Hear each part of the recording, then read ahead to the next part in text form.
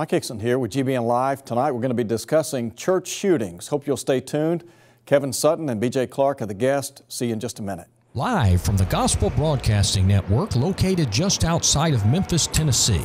Be a part of today's episode by calling in or interacting with us through Facebook. Now from Olive Branch, Mississippi, it's GBN Live. This is a Fox News alert. We now know the name of that suspect in that church shooting. 25-year-old Emmanuel Kidega Sampson. He shot my best friend. Melanie Crow Smith, a 39-year-old mother of two, was killed. 22-year-old Caleb Engel held the alleged gunman at bay.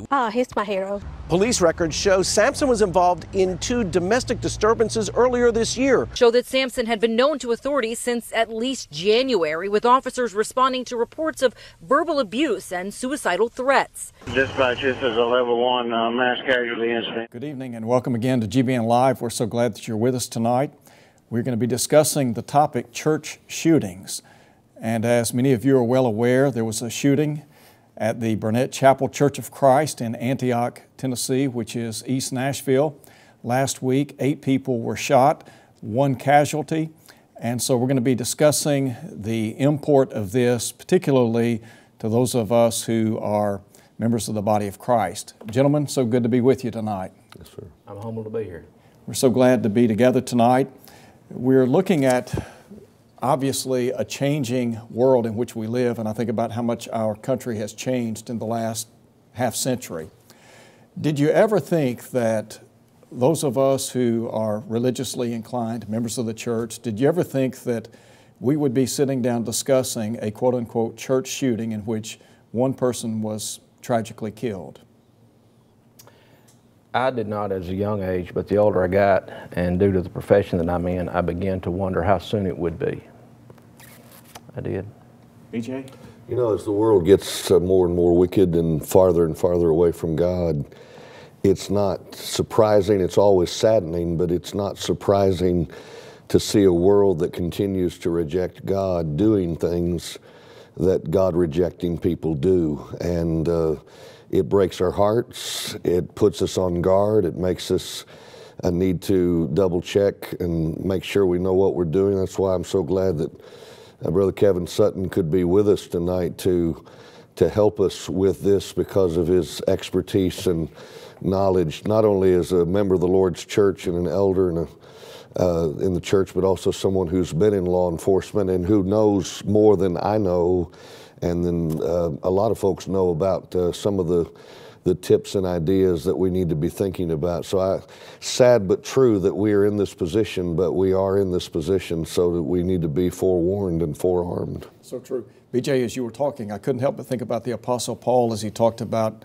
in characterizing the last days, the Christian dispensation, how that evil men would grow worse and worse. And obviously in a country that has in many, many respects become anti-God, anti-Word of God, we are reaping the whirlwind of some seed that has been sown in previous generations, and so we're suffering greatly. Kevin, maybe for just a moment or two, if you would, talk about your law enforcement, I guess maybe your career as a law enforcement officer. Well, it was over 37 years ago. I was still a teenager. I was 19 and started then. And I currently serve as a detective with the police department in Calhoun, Georgia. That's in Gordon County. And I've worked the patrol division, did a little bit of everything, wore uniform most of the time, but the last several years been assigned to work everything from misdemeanor theft all the way up to murder. Recently investigated a murder where 2 men, we was fortunate, we had them in custody, in jail, within a 48-hour period. And since that time, they have been, they pled, and they're serving their time in a Georgia prison. But just a lot of water under the bridge in 37, 38 years. I'm sure you've probably seen a lot, and some of the things that you have seen, no doubt, would be shocking to many people in the general public. It would. You know, there's a You know, we live in a fallen world, and we need, we need good, honest police officers. We need more Christian police officers. Is what this country needs. I agree wholeheartedly. I guess as we begin tonight, maybe from a proactive standpoint, what can a congregation do to prevent something like this from happening? Well, it depends on a lot of different factors. It depends on the size of your congregation. It depends on the layout of your building. It depends on how many entrances and exits you have. It depends on what type of doors you have. Glass is beautiful, but it's a whole lot easier to get into. Sure. It depends on the way that the building's laid out. Someone asked me today about cameras. Well, cameras are a great thing, but they don't prevent bank robberies and your local gas station from being robbed. That just allows the criminal, he's smart enough to know, he just puts a mask on because, hey, they've got cameras. But law enforcement loves cameras. It doesn't show that anyone was stopped. It just shows what took place. We love cameras, but they're not the best, and I'm for cameras, but they're not the best defense. The best defense is know your building, know your layout. Personally, at the congregation in Daresville, where we're at, we have one way in and one way out. We have other doors. And we changed that situation back in 14. If you don't, those other two entrances, without a key, you don't get in. Okay. That's members and all. Without a key, you don't get in. And another good way is training. If you have a police officer that's in your congregation, that's great. If you got 2 or 3, that's even better. Sure. They're trained. They're authorized by a particular state that they can carry that weapon. Put them in a place strategically that can watch that back door. Set them aside the back door. If there's one way in and one way out and everybody's locked down, everybody's secured, not paranoid now. You want to stay away from that. But focus on the worship. Focus on your singing, the Lord's Supper, and all those things. But you got those 1, 2's better. Sitting at the back door, sure. I'd have the door locked as long as it's not against any kind of local fire codes or anything like that. You pretty much got it covered. But training, documentation, train your guys, train your congregation, talk to them. I call it the duck drill. If 1 or 2 of those guys holler duck, it's time to get on the carpet. Okay. Duck drill. A lot of different things that a congregation can do. Kevin, I'd like to come back and maybe revisit this in a few minutes because I think you've given some great ideas, some tips to prevent something tragic happening in a local setting. And so we're going to come back to that in just a minute. We do have Joey Spann, the preacher for the Burnett Chapel congregation, on the line. And Joey, so good to talk to you tonight. Thank you for taking time to call in. Thank you. Listen, I appreciate it. Well, listen, we want to express our sympathy to the church there, condolences for the member that was tragically killed this past week. And our prayers are with each of you, those of you that were shot, those that are recovering right now. I can't imagine what you guys have been through. But maybe if you would, for a minute or two, maybe just kind of narrate for us what happened. Well, services were over, and I was back in the back shaking hands, and Melanie came up, and she shook my hand, and she went out to her car. We spoke for a little bit. She told me she looked like something was bothering her. She had a pretty smile and all, but and I asked her, "Are you all right?" She began to tell me, it's been a rough year.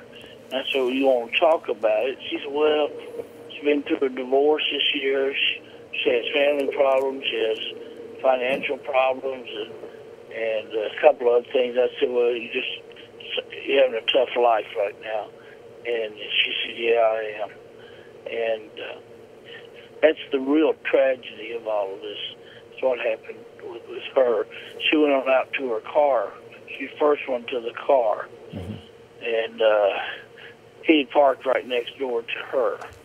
She was next to the building, or he was. One of them was next to the building, and then the other one was in the car next to it. When she came out to her car, he got out and began shooting her. And it was out of sight. You can't see back where the car parked, but we could hear the popping sound of the bullets. And we looked out that way, and he came around the corner. He's still shooting. He's got a mask on, and he's not hesitantly walking.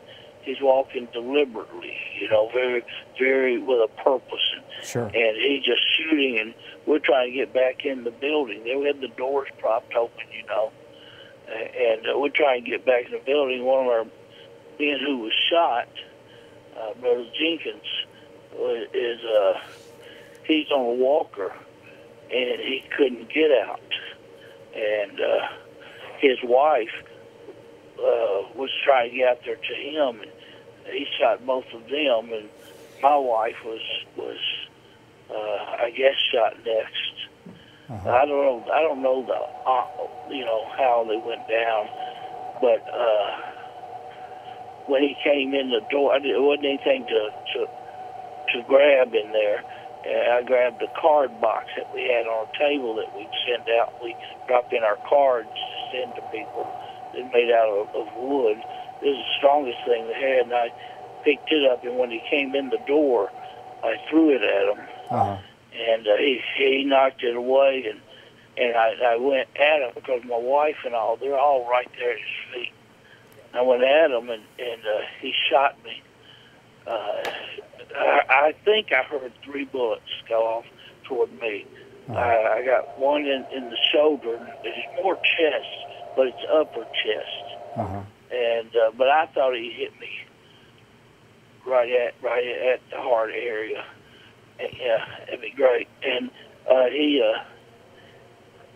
shot and shot again. I threw my hand up, and the bullet went through one of the lower knuckle of the hand. Pretty well destroyed the finger. It's the pointing finger. And I was falling forward after he shot me.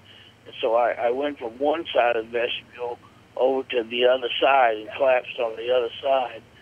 And he just still shooting. It was like a Alfred Hitchcock movie or something. And you know you're watching it. Sure. But now you know your brain's telling you you're in it, but how can you be in it? And then I tried to lift myself up, and I saw the blood pouring out onto the floor. And so I drug myself over to a wall. It reminded me just like a TV, you know, I see in a movie, and drug over to the wall and laid against the wall and started sliding down it. And my wife yelled out at me, called my name from the floor, and I saw him. He walked on by us, went into the auditorium shooting. My wife called my name. She said, it's called Joey. Joey, are you all right? And I told her, I said, honey, he's killed me. I thought I was dead. I can and understand. He said, he's killed me. He's killed me. I said, I'm sorry. I'm dying. I'm sorry. Because I was leaving her. And there was no question I was dying. Sure. And I couldn't believe it, though. And there I am. It's surreal. It's really happening. And so he's still shooting in there.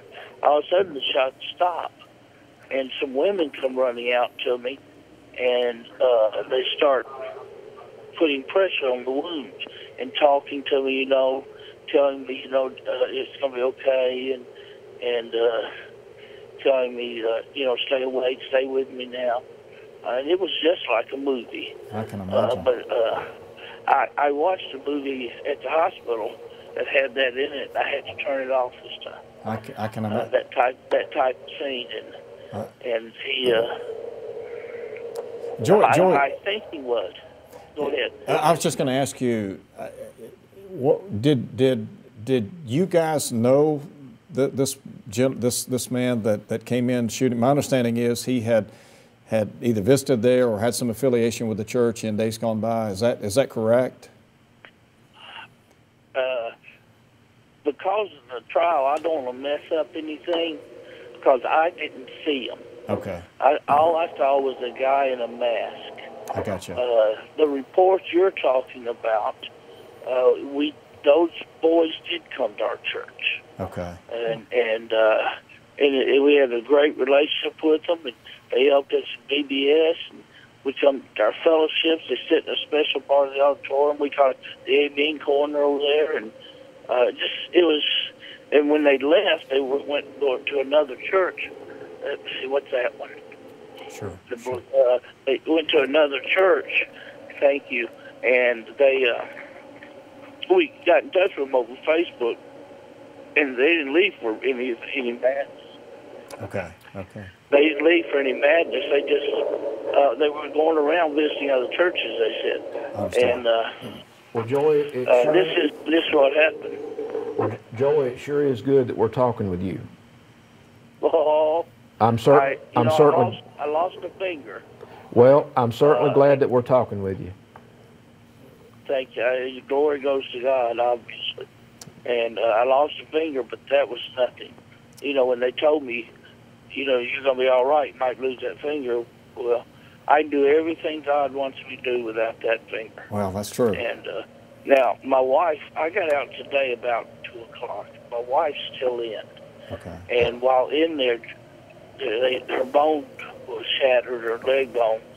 And while looking at her, and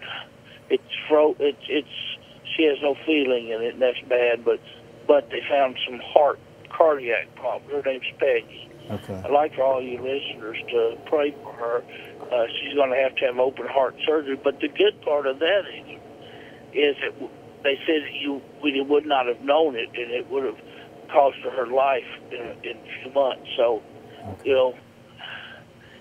in tragedy, you find something, a silver lining of some type. And sure. So she's in there now waiting for that to take place. We had a young man, everybody up here is talking about a young man named Caleb. And he's a big boy. And he's about 6'4", 6'5", and evidently he's the one, what I was told by all of our members. He jumped the boy after his bullets ran out, and he started to reload. I knew he was coming back to kill everybody. Wow. And Caleb jumped him, and they fought, and the gun went off and shot the man. And then they held him down and until the police got there. They had a gun on him. Until the ambulance got there first, then the police got there real quick. I'm grateful that he was a brave young man and willing to step up and try to make a difference, and obviously he did. Yes. Brother Spann, what is the condition of the others who were shot? How are they doing? As far as I know, they are doing well. One of the gentlemen's 84 years old, and his wife's 80, 82, and they're doing well. He was already on a walker and shot him in both legs. Mm. How could you shoot an 80-something-year-old man and attack a church, that had done nothing but help you? And so something has to be wrong with him. Again, if he'd have come walked up the sidewalk, we'd have said, hey, and gone out to him. It's that strange. Sure. And hard to explain. Well, it really is, and we hope and pray that those who were injured will soon recover. We're praying for you and your wife and family, and it's just a horrific incident, and it's hard to believe that we now have to protect ourselves even inside a church building. We had all of our children in another classroom. Oh. And they were having youth worship, and one of the kids hurt his ankle by holding the door so tight. But they all did their part. They shut the door and blocked it. But if he had come, I heard you talk earlier. If he had come in that back door, he could have shot all the kids. Sure. We don't like it, but I imagine we are now. Well, yeah, there's a lot of things like that can be done that sometimes we don't think about until tragedy strikes, and we need to be, proactive. All of us do instead of reactive. That's right. Very much so. Right. Well, you don't think about it, but how could that happen in Antioch, Tennessee, at this church? Wow. That went through my mind, as I was dodging the bullets. I mean, the glass was breaking around me and stuff. I would really appreciate for our church. Of course, we're going to go through a healing process with counseling and all. But if you could send me the stuff you're working on, I would really appreciate that. Was you talking to me, Brother Spann? Yes, yes. I will get your number and I'll be in touch with you. Okay, that'd be great. Thank you. Brother welcome. Spann, thank you so much for taking time to call in and to discuss this very tragic event. And I want you to know our prayers are with you. There are a lot of people that are watching this program tonight, and they will be praying for you. And we wish you all the very best.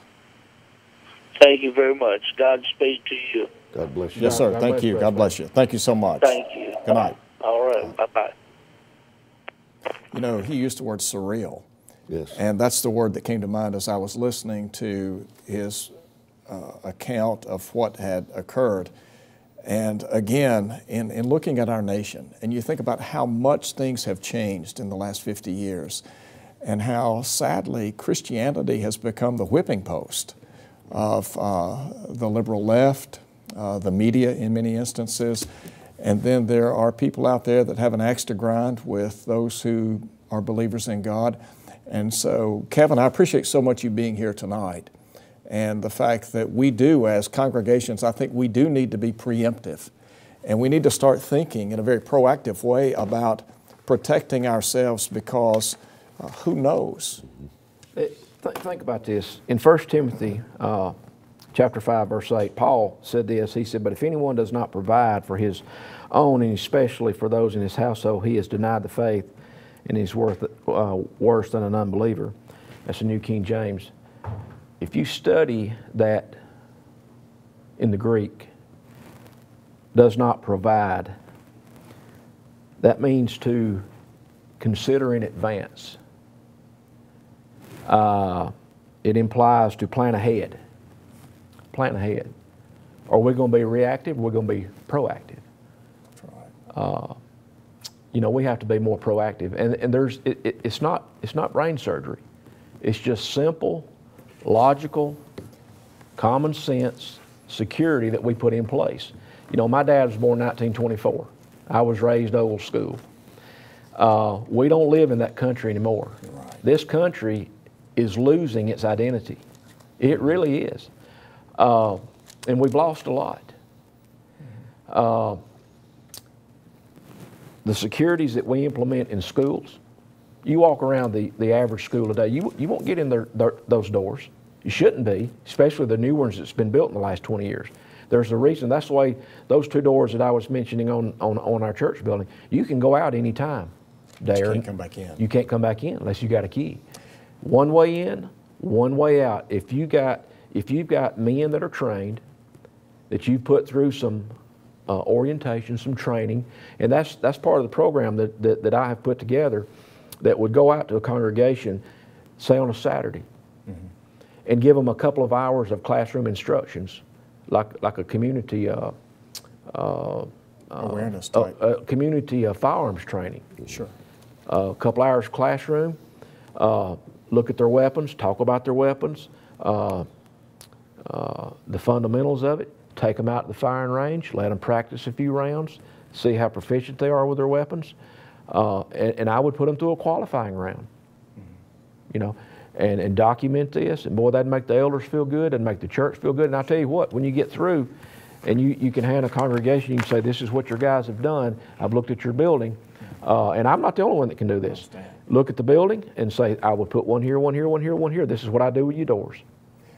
See, I think that's wise. I know sometime back on a Sunday evening, after the Lord's Supper was taken, I exited the side door to go around to the vestibule area, and as I walked out that side door, the lights were out, and a man came out of nowhere, and it was black, pitch dark, and the first thing he said was, "I need some gas money." Well, my question is, number one, how'd he get in the building? And number two, what's he doing back in the fellowship hall with nobody else back there? What's he doing? And it ended up he was trying to run a scam. He was a scammer. But nonetheless, I thought about, you know, somebody could have easily had a weapon and held us all at gunpoint, gotten our money, whatever. And so I think that you're right. I think that we do need to be very proactive and very vigilant, because who knows, we could be next. We're going to take a break right now. We hope you'll stay with us, and we'll be back in just a couple of minutes. Hi, my name is Rob Whitaker. Do you want to have a personal Bible study, but you just don't know how to do it? We have put together a Bible study series of personal evangelism. It's composed of 2 DVDs, and it's also composed of a series called Back to the Bible. Now, we're going to equip you with all the tools that you need to be successful. In the first DVD, we're going to look at the lesson called Let's Get Motivated. Perhaps you just don't believe personal evangelism works today. We're going to share with you real live conversion accounts of people and how it's changing their lives. In the second lesson, let's stay with the message. We don't have to leave the Bible to be a successful soul winner. In fact, the Bible, it's your best tool. In the third lesson, let's talk about the manner. How do you get someone into a Bible study? We're actually going to look at techniques that Jesus taught, and we're going to apply them today. In the fourth lesson, let's not argue about the method. If you have a Bible study method and it's working, keep using it. But if you don't, we're going to introduce you to Back to the Bible. We're going to demonstrate how to use it. In the fifth lesson, let's apply the principles. Let's look at what we've learned and look at real people and perhaps some difficult situations, and let's talk about how you go through them.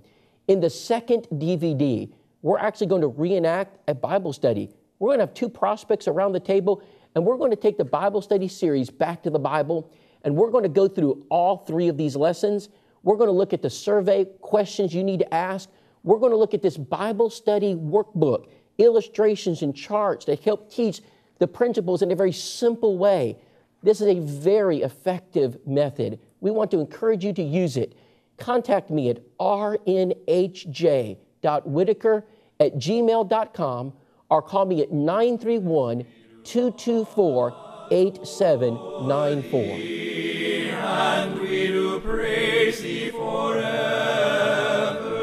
The Gospel Broadcasting Network is proud to bring you GBN Live. To have your questions answered on the program, please call us at 888-805-3390. That's 888-805-3390. Please try to keep your questions relevant to tonight's topic. If you have a different topic that you would like to have discussed on GBN Live, please email your request to gbnlive@gbntv.org, and we will do our best to accommodate your request. It's good to have you back with us tonight. We are discussing church shootings, and we have been talking about the shooting that occurred in Nashville, Tennessee at the Burnett Chapel Church of Christ.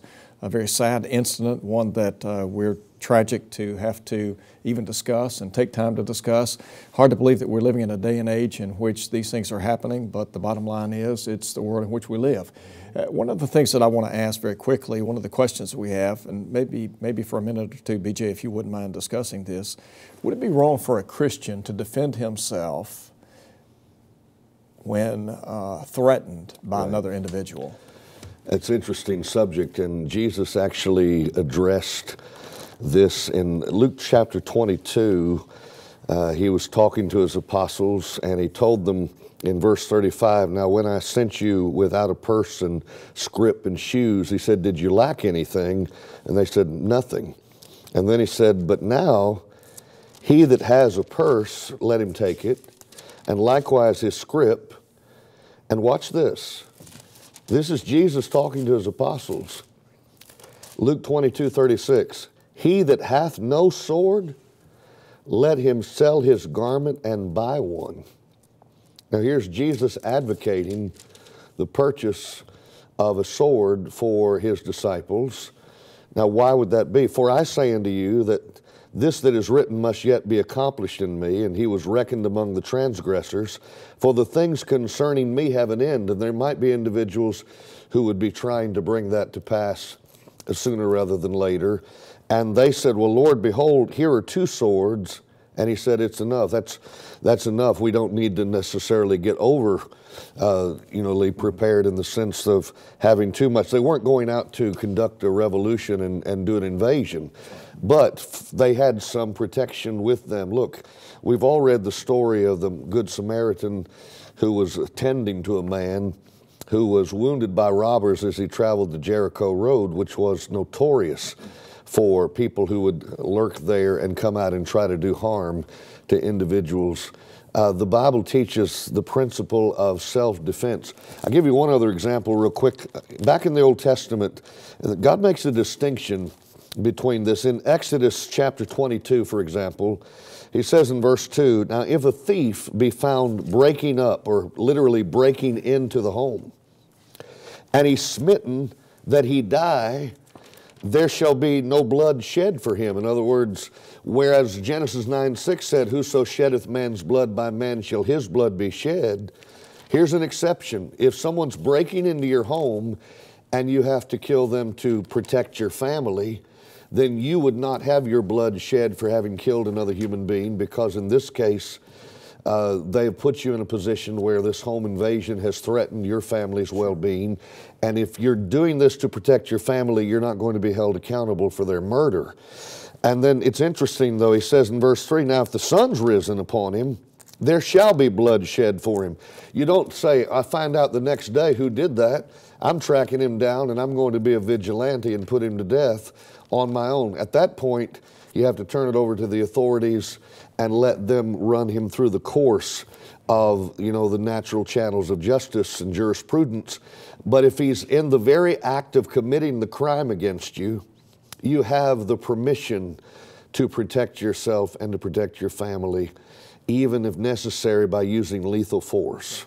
And I appreciate that response, because I know that a lot of people watching this program tonight are probably wondering in their own minds, do I have the right, the God-given right to defend myself in the face of provocation? And as you said so well a minute ago, yes, we do. One of the things that I wanted to maybe touch on for a minute or two, in the book of Hosea, Hosea indicted the children of God because, as he said, there's no truth or mercy or knowledge of God in the land. They had abdicated the law of God. As a result of that, he said they're swearing and lying and killing and stealing, committing adultery. He said they break all restraint with bloodshed after bloodshed. And over in chapter 8, he said they sow to the wind, they reap the whirlwind.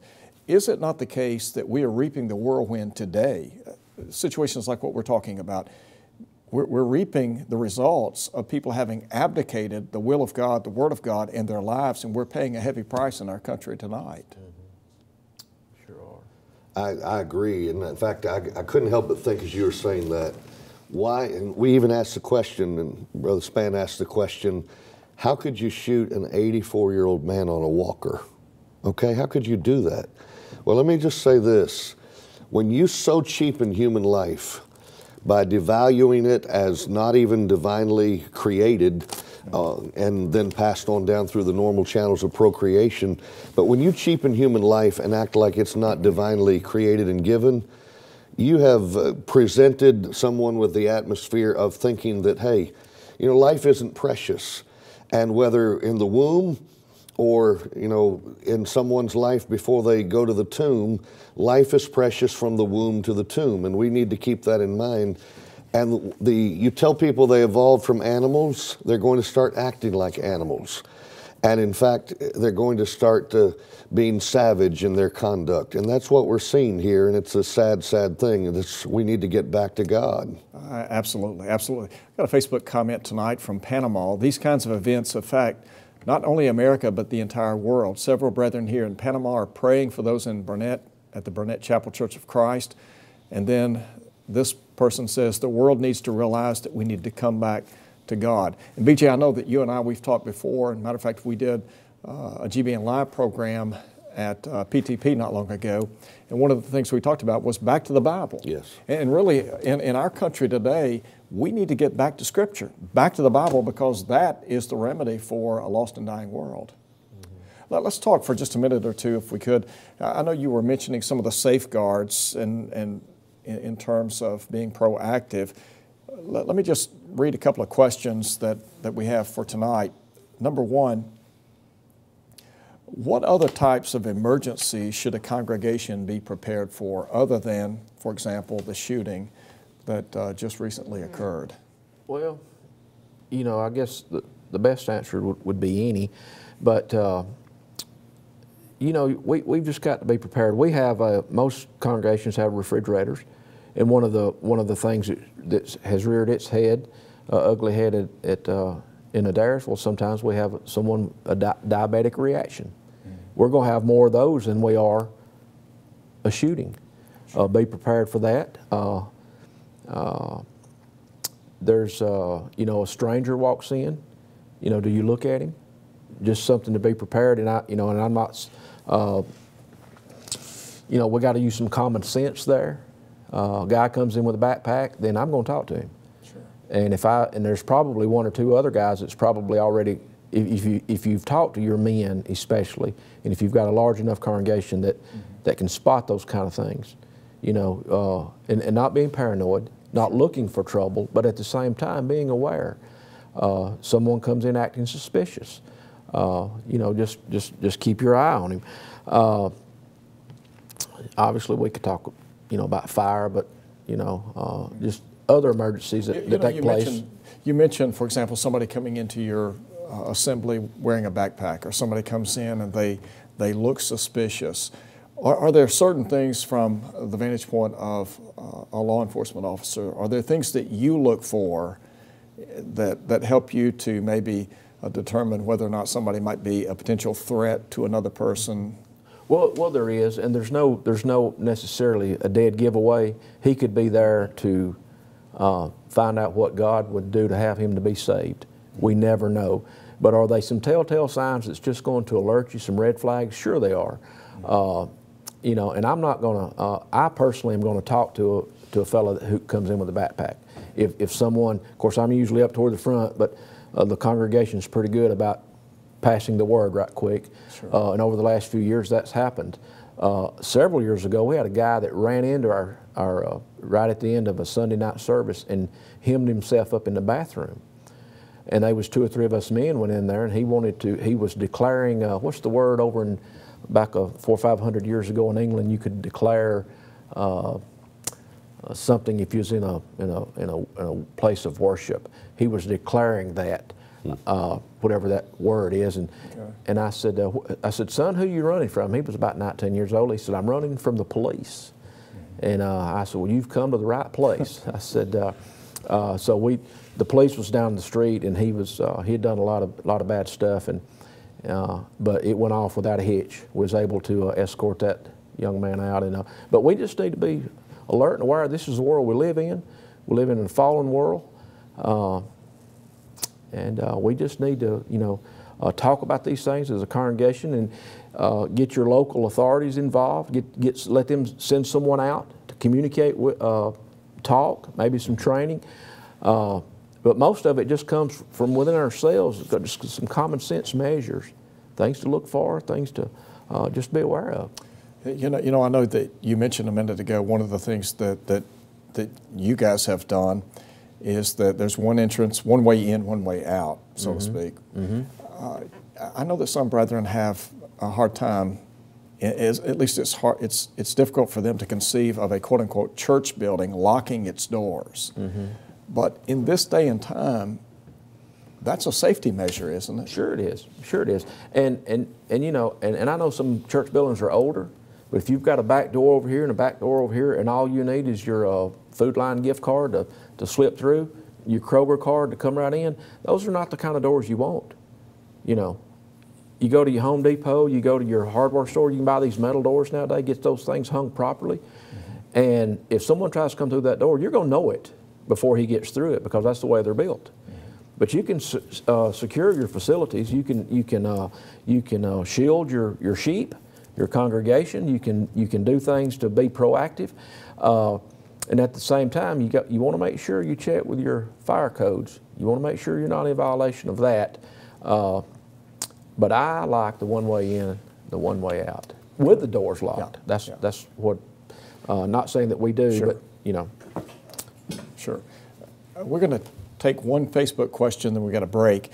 Is there a difference between defending yourself with lethal force in the face of religious persecution and cases of non-religious persecution? BJ, how would you answer that? That's a good question. I know that when Jesus was finally, his time had come and he was ready to be offered, as he said in John 12, his hour had not yet come, but then it did come. When that was the case and Peter pulled his sword, Jesus told him to put it back in its place. That wasn't the time for some kind of revolution. And so there were times when Jesus said to have them on hand just in case. There are other times when he said to put them up. And we're not advocating someone trying to start a holy war, as we might say, but we are saying that someone has the right to defend themselves and their family. We don't have a problem thinking that if someone were to try to hurt my physical family, that I could defend my physical family. Well, what about my church family? May we also defend our church family members? Well, if not, why not? And I think the answer to that is yes. And we try not to engage in some kind of unnecessary violence, but if it's being perpetrated against us and we can stop it. Now, in some of the cases of religious persecution, there's so much power behind the government performing that persecution, the people were powerless to stop it. But when you can stop it, it wouldn't be necessarily wrong if it's done against you individually in your home or in your church home. Gotcha. We're going to take a break. We'll be right back in about 2 minutes. Hope you'll stay with us.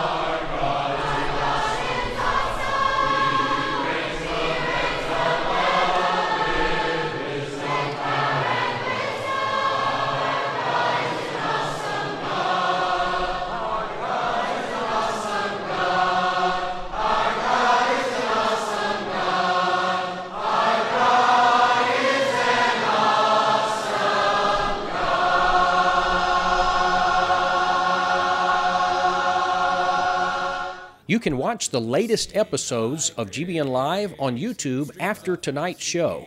You can search for Gospel Broadcasting Network or simply go to youtube.com/GBN TV. Press the red subscribe button at the top right of the page and you will be notified when new content is available. Stay tuned after the show for some more excellent gospel content. Fills my heart with joy and love. It's good to be back with you. We are discussing tonight church shootings, and we are talking specifically about the recent tragedy that occurred in Nashville, Tennessee at the Burnett Chapel Church of Christ. Got a couple of Facebook questions that have come in. Our fire code says that we can't lock any doors. What can we do for additional protection? I know that's directed to you, Kevin, so how would you respond to that? Well, I would want to read that first, and it may be the very fact. Maybe every county and I know certainly every state can be different on a lot of those type things. I would say I'd want to see it in print, okay. And then I would go and meet personally the fire marshal and say, we'll come out and look at our facilities, because there's a lot of reasons that those fire codes are put in place. they may have you may have a facility that they come in and say, well, you know what, that really doesn't apply, because when that was written, we had something else in mind. I would go and meet with them, and then try to get that, see if he would put that in print. Okay. Make an exception. Gotcha. Because not every one of those are necessary. You know, what's good for a large building may not be for a small building. I would go and meet with them and see. Okay. You know, Mike, I'm no expert at all on these kinds of things, but I know I was talking to Kevin the other day, and he planted a thought in my mind that, about even some churches being able to hire someone that works on the police force that's off duty on that weekend to be able to come and provide some source of protection. I've known of churches that would hire security services to patrol their parking lots because they were having so many break-ins on their cars.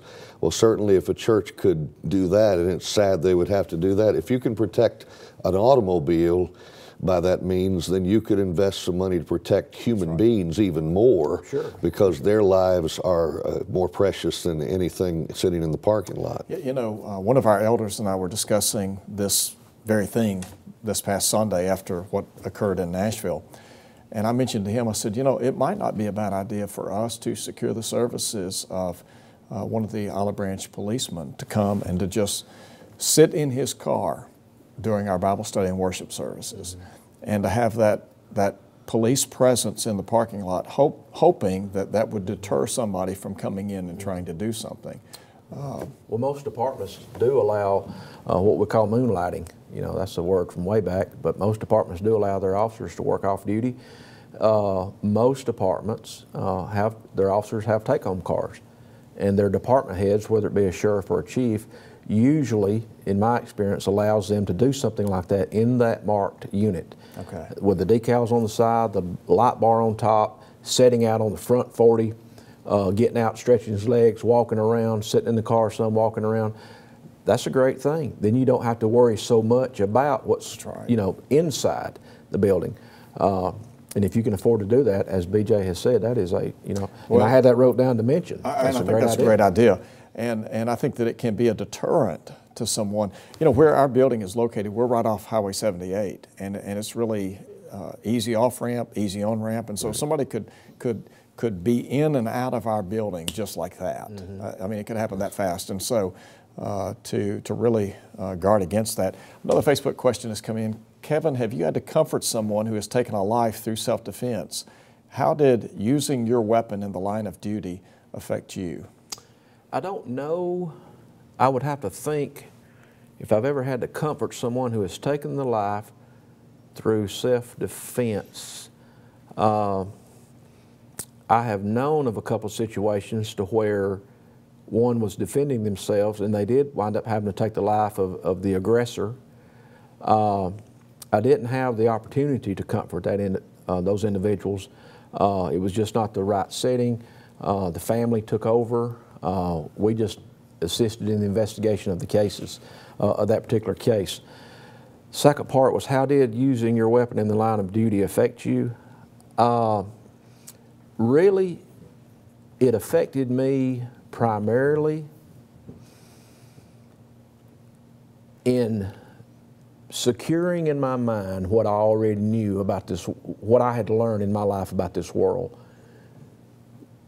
We live in a dark world, okay? And I'm glad we're here, and this place that God has made is beautiful, and I wouldn't want to be anywhere else, and I thank Him for it. But we got some mean people in this world. We do. It really didn't bother me. I didn't miss a lick. You did what you were trained to do. I prayed for the fella. That was his decision. That was not mine. That was his decision, not mine. We just live in it just brought to reality how sin has gripped this world and gripped a lot of people. Well, it has, and one of the things that we were talking about at break, and I made mention of the fact that I'd like to go back and revisit, we were looking at Hosea chapter 4, and BJ, the why. Yeah. We talk about how much things have changed in our country. You talked a moment ago about schools. When I was going to school, yeah, we didn't have locked down in schools. We had fire drills, but the idea of somebody coming in and holding students hostage or engaging in mass shootings, that just didn't happen. But it is a dark world today, and things have changed. And so, BJ, based on what you've seen through the years as a gospel preacher, what's the reasoning behind all of this? Right. It's the middle letter of the word sin. It's what I want, and it's what I'm looking for, some meaning. I can't find it anywhere, and so I start living out my life the way I want to live it. Leaving God out of the equation is disastrous. And here's the sad thing. You know, I've seen these television shows where Fox News and CNN and places like that would discuss shootings, mass shootings, and they're all trying to figure out what's going on and how to fix it. If someone on those programs lifted up a Bible and started acting like it had the answers, tell me what the reaction would be. Generally speaking, the reaction would be, get that. It'd be laughable. Yeah, get that religious fanaticism out of our faces. No, we can figure this out. No, listen, this is what we need right here. This is what we left in many ways as a country, and I'm not saying everyone, right, but generally speaking, back in the 40s and 50s, there were people committing murders. There were people doing things that were wrong. Someone put it this way. They said, back then you had people doing those things that were wrong, but they had to jump the fence to do it. Now the fences are down. That's right. And people are just going around doing it without any regard. We've got to get people back to realizing this is the prescription. I was driving to get my graduate degree years ago, and there was a school shooting in which a student had shot another student for a pair of Converse tennis shoes. And they were discussing this on this religious, or not religious, but radio station I was listening to, Mike, and as they're discussing it, they're lamenting the sad state of affairs and all this sort of stuff. And then this man, who was the DJ, started playing a song that if I were to try to quote the lyrics to you, I'd never heard it before or since, but I heard those lyrics, and if I were to quote them on here, they'd probably put us in some kind of harm. It was as filthy and vulgar as anything you've ever heard. And I thought to myself, here you are trying to figure out what's going on, what's wrong in our world, and you're promoting this kind of music with all of its values or lack of values, and the promotion of killing and rebelling against authority and things of that nature. And that's what the lyrics are about in some of these songs. And then when people go out and act that out and live it out, people say, well, I don't understand what happened. It's not that hard to figure out. That's right. Would it be a fair question to ask, how's it working out for us as a nation? Yes. We talk about how far we've drifted, and we talk about all the societal changes and the implementation of this program, that program, and the bottom line is it's not working. No. We need to get back to the Bible. A couple other questions that have come in. How can a congregation best utilize members that are licensed to carry concealed weapons? Have a plan. Most of us go to worship, and we shouldn't have to think about these things. You're right. But we do. What kind of plan do you have? What kind of building are you in? You can get your local folks, your local police departments. So maybe you're to come out and do a little survey, check your building. You can do it yourself. Let me ask this real quick. I know our time's almost going, Kevin, but in going around and evaluating congregations and their needs for protection, what are some of the things that you cover in a seminar when you meet with church leaders or with members? I'd want to meet with the leadership and the men on a Saturday. Classroom setting, gun safety, gun training. I have a couple of PowerPoint classes that I do on that, and it's some of the same stuff that I'm authorized to teach at the Georgia Police Academies. It's a little bit watered down, just a little bit. We do that. I would go and survey their building, make recommendations. It's their decision, it's not mine, and it would be based on their particular laws of their state, because what's true and legal in Georgia may not be true and legal in Tennessee or Alabama or somewhere else. Those would have to be looked at as well. Take those guys out to a local firing range. Let them practice, throw a few rounds down range, you know, and then run them through a qualifying course. Let's see how proficient they are with their weapon. Go back to the building and say, this is what I would do. Place them here. This is what, and this is what you need to secure your doors, your buildings. Meet with the eldership if they have elders.